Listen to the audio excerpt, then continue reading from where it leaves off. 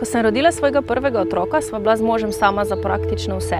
In to je bilo kar naporno in poporodnega obdobja se v bistvu ne spominjam prav z veseljem. Imela sem ogromno težav z dojenjem, tudi poporodno depresijo. Prave podpore, fizične, pa nobene. In točno zato, ker vem, kaj rabi ženska po porodu, sem začela tudi sama prostovoljno pomagati mamam. Iz tega se je rodilo Mamami, torej jaz sem mama, ki pomaga mami, pridem k tebi domov, ti prinesem skuhano kosilo, pospravim, počuvam otroke, ti pomagam pri dojenju, kolikor zmorem. Ker verjamem, da je lahko samo srečna in zadovoljna ženska tudi mirna mama. In na poti iz mojega prostovoljnega udejstvovanja sem se udeležila tudi delavnice Kako uspeti z SP na Socialni akademiji v okviru projekta Inkubator.